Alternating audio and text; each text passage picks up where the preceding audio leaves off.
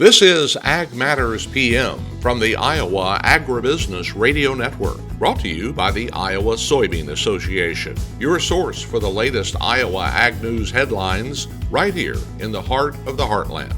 With reports from our award-winning team of Dustin Hoffman, Riley Smith, Mark Magnuson, and Andy Peterson.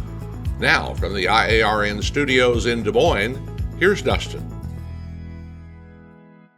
Well, hello, everyone. Welcome to Ag Matters PM from the Iowa Agribusiness Radio Network. I'm Dustin Huffman. Today is Monday, February the 10th, 2025. So glad you could join us here today. Coming up a little later on in the program, we'll talk with Kenan and Layden of agmarket.net as we find out what happened in those markets today. But first, we're going to talk with Nathan Hohnstein, Policy Director with the Iowa Renewable Fuels Association. We met up with him last week at the Renewable Fuels Summit. We talked a little bit about what's going on with the state policies. So we're talking about a few things today. I know one of the things that we're going to be showing here in a second, you have this big signature card up right now, a letter you're sending to Speaker Johnson, to Senate Leader Thune, talking about getting E15 year-round.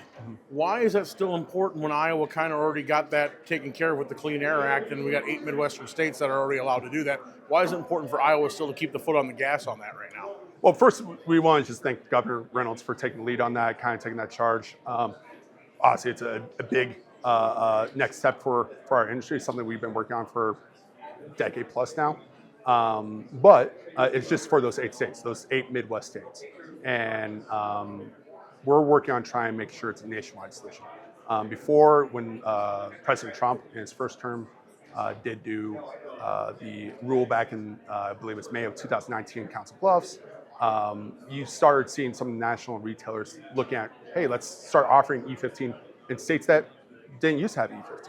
And I think that's kind of what we're looking at is it's a new market. It's an opportunity for not just Midwest consumers, but consumers across the country that get a higher octane, lower cost fuel option at the pump. So that's kind of what I think what we're looking at and trying to make sure that every American has the opportunity to lower their price at the pump and have more money to do as they see fit as a family or where it may be. So Hohnstein reiterated this is not about having a mandate that forces consumers to use ethanol.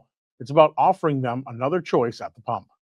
It's a consumer choice. It's truly trying to get the consumer the option to pay. You can have, if the consumer wants to still use E0, they have the right. If they want to stay with E10, they have the right. But if they want the opportunity E15, which is approved with the Inc. card, as you know, 2001 and newer, which is roughly 97, 98% of cars on the road, they should have the opportunity. The retailer should have the opportunity to offer that fuel. It really should be about giving opportunity out there, having a true, closer free market chance for consumer and the business to offer those options.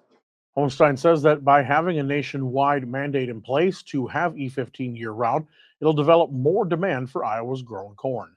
It's going to mean more corn grind. Which means more demand for, obviously, corn farms, means more demand for ethanol producers. We've seen in Iowa alone, and I know this not for nationwide, but in Iowa alone, we've seen E15 has steadily climbed over the last couple of years, where I believe last year it was between 100 and 200 million gallons of E15 was sold in the state of Iowa. And that's gone drastically, skyrocketed over the last couple of years in Iowa alone. There's stations here now in Iowa that sell over 50% of the fuel they sell is E15. So I think once other retailers see the benefit, and our consumers see the benefit of the lower cost of it, usually being about 15 cents difference between E10, and you get the added octane on there, it makes sense all around to at least have the option to pick that if you want. Again, we're not saying make it a mandate. We're not saying, hey, this is the only fuel that should be out there.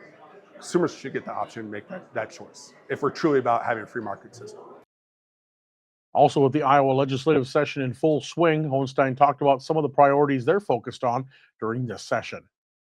The main thing for Iowa will be trying to find more funding for the Renewable Fuels Infrastructure Program. It's very similar to the federal HPIP program, helping get retailers those grants either on the ethanol or biodiesel side to offer higher blends of fuels at their station for consumers to have that option. The other thing is obviously paying attention to anything that happens around the CCS, the pipeline discussion. Make sure that, hey, if there is something done, make sure that we take into account that these projects are vital for the ethanol industry. They're vital for growing agriculture and the corn market here in the Midwest. But also we need to be reminded that, hey, we're not out there trying to destroy property rights. We're not out there trying to destroy landowners how they farm. There has to be some ability to come together as both competing sides and figure out what's a path forward that both sides can agree on. And I think we're open to having those discussions, and we're hopeful those discussions can happen. But those are probably the two main issues that we're looking at or I guess the potential legislation that we're looking at this session. I asked Hohnstein what he would like landowners to know when we talk about things like property rights and also the need for modernization of the infrastructure to be able to do things like carbon capture. Well, we haven't had discussion on the actual specific policy when it comes to those landowner rights. But again, a good portion of our board are farmers themselves. A good portion of our board have dealt with the eminent domain process in some shape or form. And so I think what we need to have is have a come together meeting between all sides, figure out what that may be. How do we protect landowners while also growing market demand? I think here in Iowa, I'm sure it's similar to other states, we've seen what the ag economy is looking at right now. When John Deere's laying off thousands of people, when Kinsey's laying off people, when Firestone's laying off people here in Des Moines, when we're seeing that downturn of the market, we have to find a way we can grind more corn, increase more demand, or we face the situation where we might go back to the 90s or even, God forbid, the 80s. And so that's what we need to do, either doing that or find more international markets. So we're hopeful that we can do this. So we did, I think you're aware, we did that economic study a couple years ago looking at potential sustainable aviation fuel. And that study alone, I think, shows what that market could mean to the Iowa corn farmer, what could mean to, for that matter, the Iowa soybean farmer, or to the ethanol industry in the state. That could be a massive project. Those plants are not small projects. They're big projects which demand a lot of corn and which would be a benefit to farmers and biofuel producers across the state of Iowa. I also asked Hohenstein what people could do if they weren't able to get to the event and sign that letter that was going to go to Speaker of the House Mike Johnson and also Senate Majority Leader Thune. And he said, basically, make your voices heard with your own legislative members. I would just encourage people either here in Iowa or across the Midwest to reach out to their federal delegation, either their reps or to their senators, and encourage them to make sure that when there is discussion that will probably be coming up over the next couple months, that they are on board and they fight for year-round E15. It's something that, again, we've been working on for a decade plus now. And we thought we're really close at the end of last year with the CR. But I think we've had good conversations. Obviously, Senator Thune, Leader Thune, is from South Dakota. I think he understands our issue. I think Speaker Johnson, I think he's learned more. We've had those conversations. I know our delegations had those conversations with him over the last year or so. And I think he understands that if we truly, as the Trump administration wants to do, if we want to be American energy dominance, biofuels play a role in that factor, and ethanol and biodiesel play a role, and E15 plays a major role in that, and make sure that we are supporting American-made energy. And that again was Nathan Hohnstein of the Iowa Renewable Fuels Association. We're going to take a short break and hear from our sponsor, the Iowa Soybean Association and the Soy Checkoff. When we come back, we'll run down those closing markets. This is Ag Matters PM. Iowa Soybean Association is driven to deliver for Iowa's 40,000 soybean farmers. We're proud to provide objective agronomic research, a helping hand with soil and water stewardship, and timely industry news powered by the Soybean Checkoff. Learn more at iasoybeans.com. It's time now for the Ag Matters PM Closing Market Summary, your source for market analysis and settlement prices from the day's trade in Chicago, courtesy of the folks at agmarket.net. On Ag Matters PM, and it's time to run down those closing markets right now. We're going to be talking with Kenan Layden of agmarket.net. And Kenan, what did we see come out of that grain trade today? Grain trade today was kind of calm ahead of this WASDE report, which will be released tomorrow at 11 a.m. Corn was up, a little over 3 to 5 cents, depending on the contract. Soybeans were slightly down on the day, and wheat was traded down in 3 to 4 cents on the day.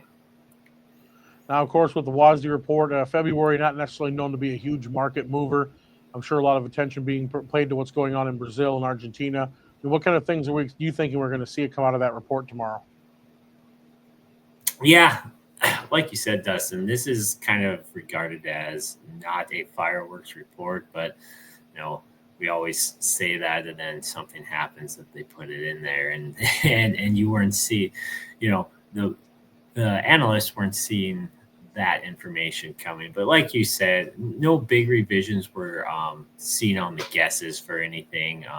They may be paying attention. I think biggest on this report would be to those production numbers out of South America. But most people I read don't think that there will be a big change based on South American production for this report.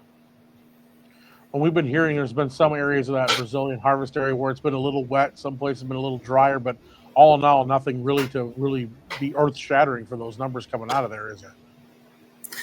Yeah, unless all the news sources are missing something that the funds who've started to get long are seeing. Everything sounds pretty good down there. They're going to get some warmer weather to get that drier weather to get that safrinha corn in.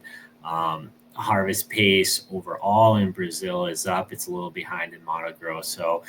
Rains have continued to, just catch in a lot of those Argentinian areas, which are drier, which is maybe, helping this crop hang on. And, most estimates are saying there's a big crop and it could be bigger, but unless all the news we're hearing is incorrect. But yeah, I would agree with you. There's nothing to tell us to worry about this Brazil crop. All right, switching gears over to livestock. I know the last couple of days, cattle's been taking it on the chin. I mean, how did they fare today, and how did those hogs fare? Yeah, cattle had a nice bounce back day. The contract in those live and feeder cattle are down to about that 50-day average. So maybe some technical buying here after the rough week we saw last week. Hogs were down slightly here today, but nothing huge. And fundamentally, hog exports over that last year and slaughter pace have been good. But that big T word, tariffs, is a big negative for that hog complex, especially if they get implemented. So we'll have to watch that. All right, we'll definitely be keeping an eye on that. And Kenan, if anybody wants to talk about some of the strategies they need to think about, or maybe even do some planning if they haven't maybe covered yet on this 25 crop, put some protections in maybe, what's the best way for them to get in touch with agmarket.net? Yeah, reach out to us at agmarket.net and find a broker in your area. All right, Kenan, well, thanks so much for the insight. We'll talk to you again real soon. Thanks, Dustin. And that was Kenan Layden of agmarket.net. Let's go ahead and take a look at the closing numbers. Find them at iowaagnet.com.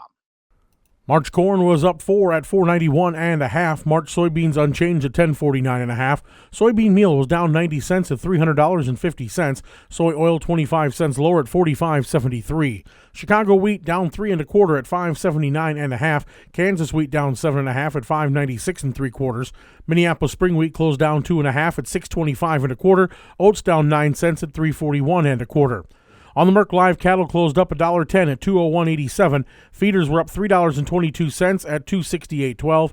Lean hogs down 52 cents at $91.62. Pork cutouts unchanged at $93.97. And Class 3 milk was 13 cents higher at $20.24. And that is the end of our market recap, and that brings us to the conclusion of today's show. You can find all our content online at iowaagnet.com. You can follow us on Facebook, X, and on our YouTube channel. Make sure that you are hitting that bell icon and subscribing so you can be notified each time we put out a new video project. Also, don't forget about the 3 times daily market podcast with analysis sent right to your mobile device, free of charge, at openings, middays, and closings. That's all available at iowaagnet.com or where you get your favorite podcasts. From the iAron Studios in Des Moines, I'm Dustin Huffman. For Andy Peterson, Mark Magnuson, and Riley Smith, we thank you for watching. This has been Ag Matters PM.